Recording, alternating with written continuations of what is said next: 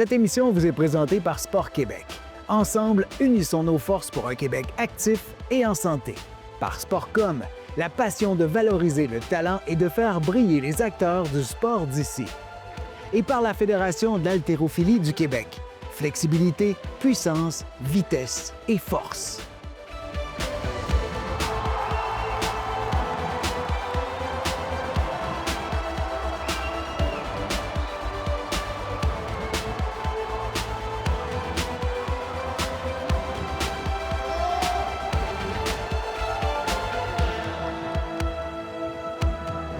Bonjour et bienvenue à Rendez-vous sportif. Aujourd'hui, on vous invite à découvrir un sport impressionnant, qui est connu de tous, mais qui conserve bien des secrets et qui mérite d'être mieux découvert, l'haltérophilie.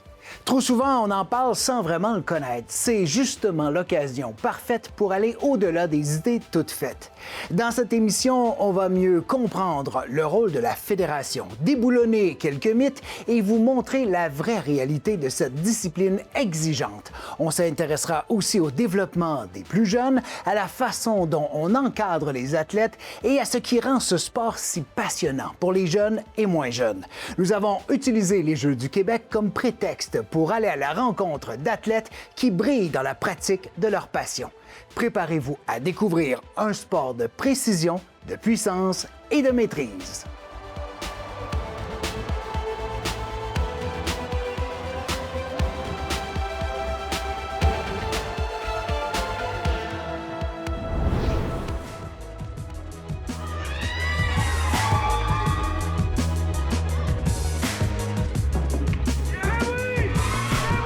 L'haltérophilie est un sport qui allie vitesse, puissance et technique. Accessible à tous les niveaux, cette discipline est présente aux Jeux olympiques depuis les débuts des Jeux modernes en 1896. Aujourd'hui, l'haltérophilie est pratiquée dans plus de 130 pays à travers le monde. Au Québec, on retrouve plus d'une trentaine de clubs répartis sur l'ensemble du territoire. La Fédération d'haltérophilie du Québec joue un rôle clé dans l'encadrement de ces clubs ainsi que dans la promotion et le développement de ce sport auprès de la population. La Fédération d'haltérophilie du Québec, son rôle principal, bien sûr, c'est de développer nos athlètes, nos clubs qui encadrent nos athlètes, nos entraîneurs et s'assurer que l'haltérophilie perdure au Québec plusieurs années encore. La Fédération a pour mission, en fait, d'inclure les jeunes, que les jeunes se sentent dans un environnement sécuritaire, que les jeunes aient du plaisir à faire du sport. On essaie de publiciser un peu la fédération puis l'haltérophilie, autant au niveau de l'inclusion qu'au niveau aussi des femmes dans le sport, puis du sport en tant que tel, parce que c'est un sport qui est un peu comme orphelin. Elle est là pour encadrer les clubs, donner de l'information technique au niveau des compétitions. Elle est présente pour aussi faire la formation des entraîneurs. On a beaucoup d'aide de la fédération, là, tu sais. Ouais. Présentement, cette année, là, notre plus gros chantier, là, ça a été de développer les régions. On essaie vraiment de s'en aller vers d'autres choses que les grands centres, parce que présentement, nos clubs d'haltérophilie sont très concentrés au niveau des villes, tu sais, au niveau de Montréal, au niveau de Gatineau, au niveau de Québec. On est beaucoup dans ça. On essaye d'aller chercher des régions un petit peu partout. Et là, on a gagné Saguenay-Lac-Saint-Jean. On était contents cette année. Ça s'est développé. On a aussi des camps qu'on organise. Ça, c'est la fédération vraiment qui organise des camps. On va organiser des camps d'entraînement pour les juniors, les seniors puis les masters maintenant. Parce que c'est 3 catégories, dans le fond, d'athlètes différents. Fait qu'on on va aider à l'organisation de ces camps-là.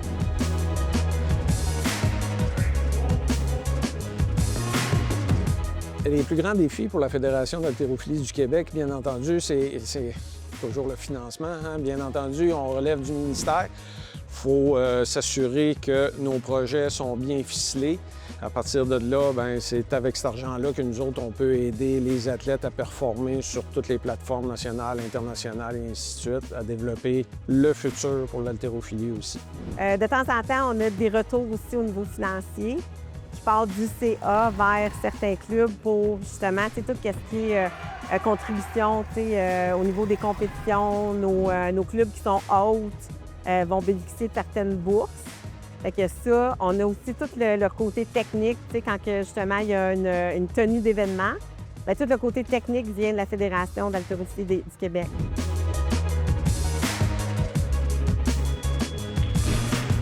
Et la Fédération veut vraiment amener les jeunes à rester dans le sport, puis continuer de performer, puis d'avoir du plaisir. Puis ben, après ça, ben, continuer autant que faire se peut, comme moi, qui est un haut niveau maître, qui est là depuis que je suis toute jeune.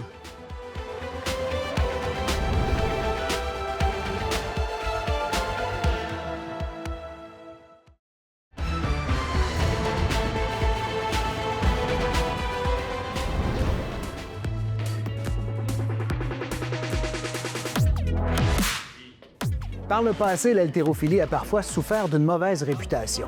Mais ce sport mérite d'être mieux connu pour distinguer les mythes versus la réalité. Depuis plusieurs années, les fédérations provinciales et nationales travaillent activement afin de faire découvrir les aspects positifs de ce sport et de mieux connaître ses valeurs d'intégrité, de discipline et de dépassement de soi qui animent ce sport. Malgré ces efforts, plusieurs mythes et préjugés persistent encore au sein de la population à propos de l'haltérophilie et de ses athlètes. Ce qu'on veut atteindre, en fait, c'est de faire tomber les fameux tabous, en fait, puis les idées déjà préfaites que les gens ont du sport, comme quoi on est un sport qui n'est pas sain. Nous, au contraire, on promouvoit le sport sain dans un environnement sécuritaire. Donc, c'est le challenge qu'on a en tant que fédération, de continuer de promouvoir le sport de cette façon-là, puis, ben, en même temps, de faire comprendre aux gens que, ben, c'est santé là, de faire de l'haltérophilie.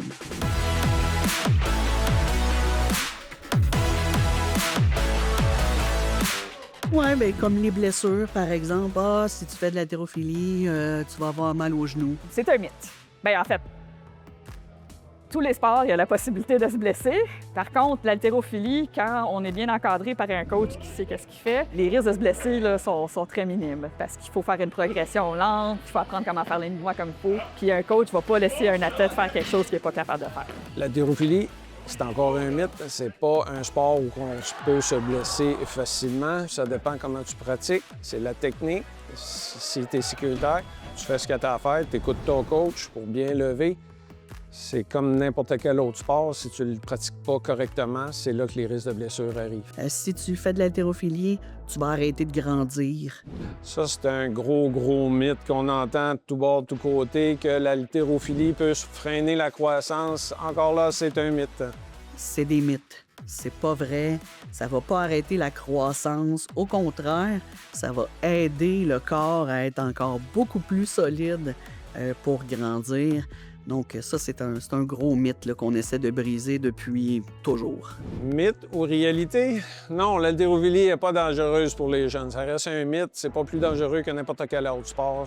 La façon de le pratiquer, c'est ce qui fait en sorte si c'est dangereux ou pas. Mythe. Ma fille, elle a 3 ans. Puis elle vient avec moi s'entraîner. Elle fait de l'haltérophilie. Elle a une mini-barre pour elle. En fait, ça a été prouvé là, que l'entraînement chez les jeunes, même si c'est de la force, c'est pas du tout négatif sur le développement. Puis en fait, ça les amène à avoir une certaine discipline qui est bonne au quotidien dans leur vie. Là. C'est pas simplement au sport. Moi, n'importe quel sport pour les enfants, c'est important. Puis l'haltérophilie, c'est pas plus dangereux qu'un autre. Là. On met pas des charges à plus finir pour les enfants. Là. On y va de manière progressive. L'haltérophilie, ce n'est pas qu'une question de force brute. Encore là, c'est un mythe car ça demande extrêmement de technique pour arriver à la bonne place au bon moment pour soulever les charges. Bien entendu, il y a toujours un peu de force qui fait et qui rentre en ligne de compte. On est loin de ça. Là. On voit des jeunes ou même des adultes, là, on voit des athlètes de très petits gabarits lever des charges très, très lourdes. Donc, c'est vraiment au niveau de la technique, puis c'est au fil de l'entraînement. C'est-à-dire, on ne devient pas un athlète performant du jour au lendemain. On devient un athlète performant avec les entraînements et puis la nutrition, etc. Donc, on est encadré là-dedans par nos entraîneurs et par la fédération.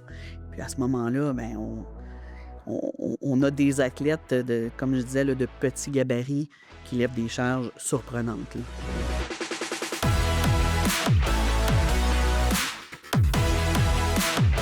Encore là, c'est un mythe où ce que les femmes seraient désavantagées en haltérophilie. Des championnes en haltérophilie, il y en a eu plusieurs. La dernière, ça a été Maud Charon, donc il n'y a aucun désavantage. Ben non, c'est évidemment, c'est pas un sport d'homme.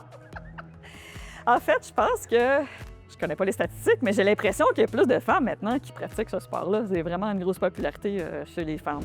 Je réponds littéralement que c'est faux. Les femmes ont autant de challenges qu'un homme, ou moins, ou plus. Je veux dire, ça n'a pas lieu d'être, selon moi. C'est vraiment juste... c'est de vouloir, tout simplement. C'est de vouloir le faire.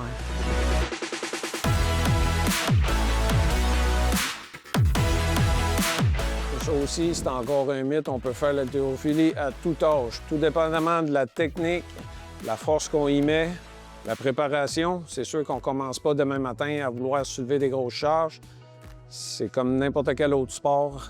Il faut se préparer pour être capable de bien performer. Je pense qu'il n'y a aucun âge. Dans le fond, on a des très jeunes. Puis il y a mon père qui vient de commencer cette année. Il vient d'avoir 80 le 16 avril. Fait que puis ça va super bien.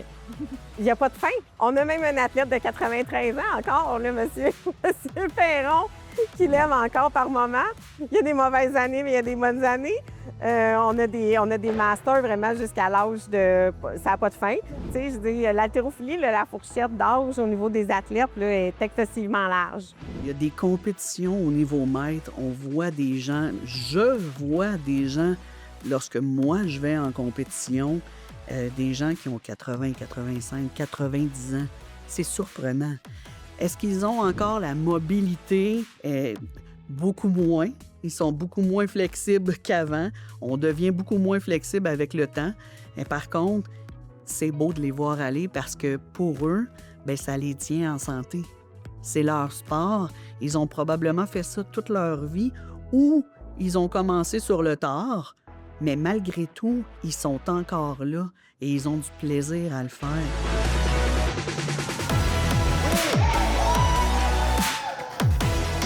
L'haltérophilie, c'est pas fait juste pour les gros bras.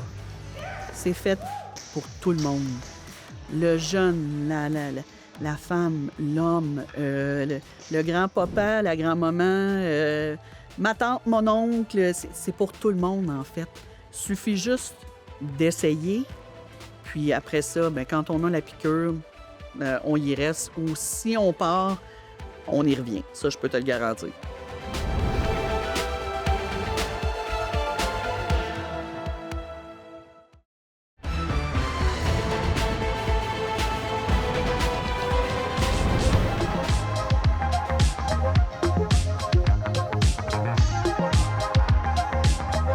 Lorsqu'on pense à l'haltérophilie, l'image qui vient souvent en tête est celle d'athlètes que l'on voit sur les médias sociaux ou lors des Jeux olympiques.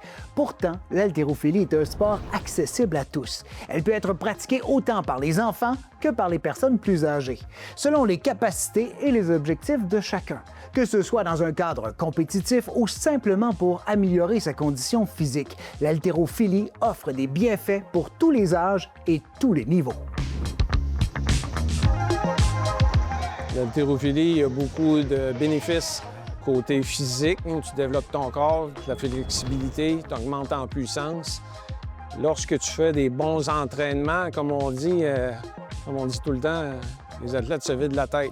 Ils n'ont pas le temps de penser à rien d'autre. Ils se concentrent sur leur technique, ils écoutent leur coach, ils se pratiquent, ils essayent un essai, ça ne marche pas, ils réessayent d'autres choses. Ça fait que, tu sais, ça amène ton esprit de à oublier les petits tracas quotidiens. C'est pour ça que, autant physique que mental, moral, c'est bon pour s'entraîner puis participer à des compétitions. Justin Giguère, 91 tantôt réussi, maintenant deuxième essai. Très beau 91 d'ailleurs. 95. Oh oui! Oh que oui! Et le sourire! Ah, quel beau 95! Mon nom, c'est Justin Giguère. Je fais de l'haltéro depuis 5 ans. Ce que j'aime dans l'haltéro, c'est que c'est vraiment... Moi, je suis vraiment plus un gars qui aime les sports individuels. C'est pour ça que l'haltéro, c'est le fun, parce que, tu sais, la force, la technique, puis les compétitions que ça peut t'amener. Tu peux aller loin avec l'haltéro. Tu peux te rendre jusqu'aux Jeux olympiques. Bien, bonjour, moi c'est Doriane et je fais de l'haltérophilie. J'ai commencé l'haltérophilie en secondaire 2. Après avoir arrêté la gymnastique, je voulais continuer à m'entraîner. Puis il y avait un club à mon école. Alors j'ai commencé l'haltéro, puis j'ai bien aimé ça. Je suis très concentrée à l'école. Fait que le fait de faire du sport, ça balance un peu. Fait que ça m'aide à rester équilibrée. Doriane Demers demande 70 kilos. Oui! Oh, c'est beau, c'est son meilleur!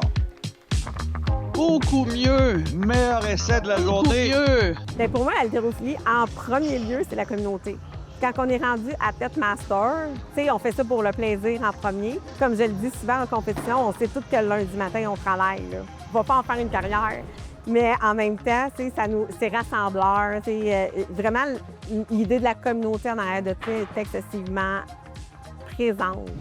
Je trouve que c'est important là, parce que quand on vieillit, il faut maintenir notre masse musculaire. Donc, je trouve que c'est une bonne façon de faire ça. Puis moi, j'ai un emploi qui est très demandant. Fait qu'à la fin de la journée, il n'y a rien de plus satisfaisant que de venir ici. Puis on peut pas penser à autre chose quand on fait de l'haltérophilie. Il faut vraiment se concentrer là-dessus. Donc, ça me permet de faire le vide de ma journée puis de passer à autre chose, quelque chose de complètement différent. Et oui, ça apporte la force, la vitesse, l'équilibre, la stabilité, la coordination. Ça aide avec vraiment tout. Pour les enfants aussi, c'est un vraiment bon exercice, un programme pour aider eux. Avoir aussi la confiance de voir, pour commencer à juste monter avec la barre et après ça, il va pouvoir peut augmenter en le poids graduellement.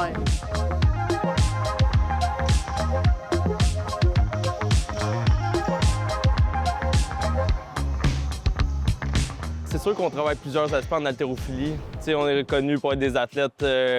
On travaille la rapidité, la souplesse, la force, la puissance. Il y a beaucoup de sports qui utilisent l'haltérophilie dans leur entraînement pour améliorer certains aspects dans leur sport. Au judo, ou, les cyclistes, même les joueurs de football, ça arrive qu'ils vont faire des épaulés debout.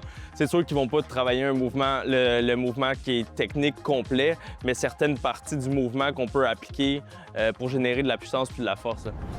Normalement, c'est pour tout sport, c'est base, parce que tu travailles vitesse, force, concentration, flexibilité, c'est beaucoup de choses. C'est base pour tout sport, n'importe quel, tout est bon.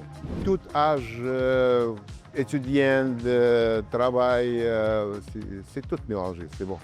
C'est sport pour tout le monde. Plus petit, 10 ans, plus vieil, c'est 80 ans, Monsieur Jacques.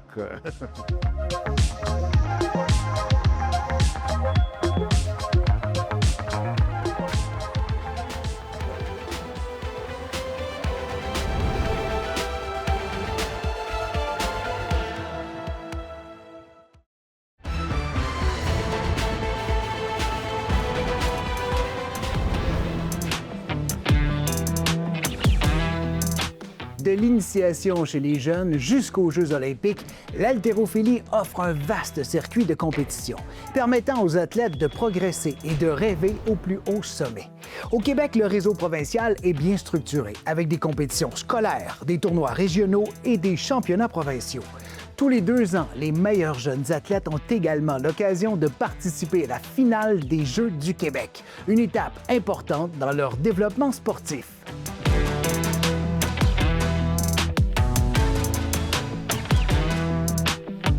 C'est sûr que c'est l'ambiance, Une compétition normale, oui, il va y avoir des spectateurs, mais ici, on sent qu'il y a une frénésie quand même, là. Quand tu annonces une barre, les spectateurs, souvent, sont excités.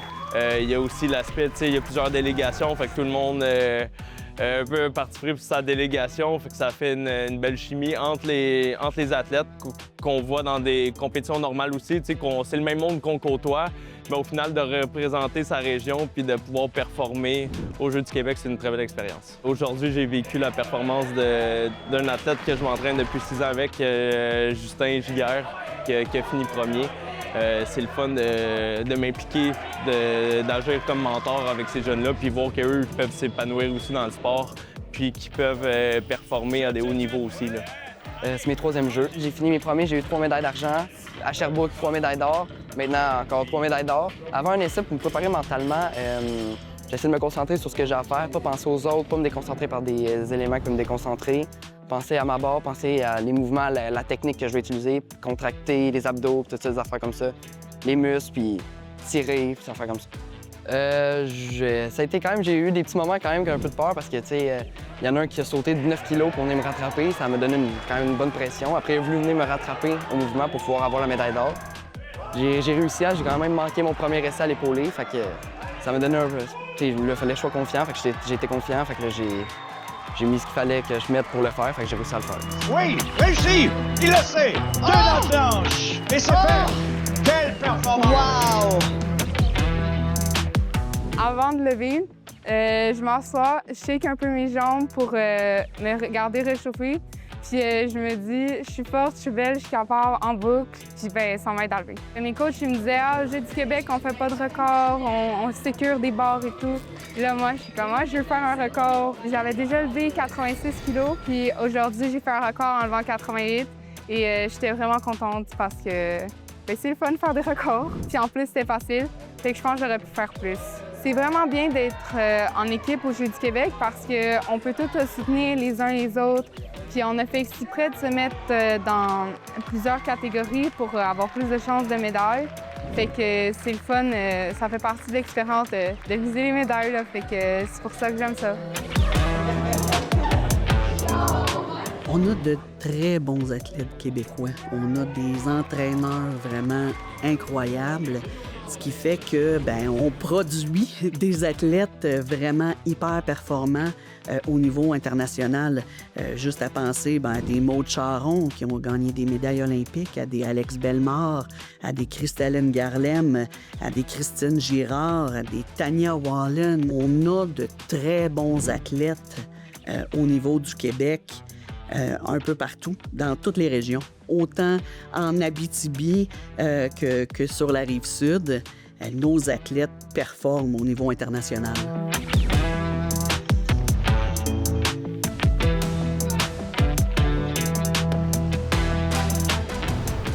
L'haltérophilie nous prouve aujourd'hui qu'elle est beaucoup plus nuancée et accessible qu'on peut l'imaginer. Derrière la force, il y a de la technique, de la rigueur, du développement et surtout beaucoup de passion. J'espère que cette émission vous aura permis de mieux apprivoiser ce sport qui gagne à être connu. Merci d'avoir été là et à très bientôt pour une autre émission de Rendez-vous sportif. Cette émission vous est présentée par Sport Québec. Ensemble, unissons nos forces pour un Québec actif et en santé. Par Sportcom, la passion de valoriser le talent et de faire briller les acteurs du sport d'ici. Et par la Fédération de l'haltérophilie du Québec. Flexibilité, puissance, vitesse et force.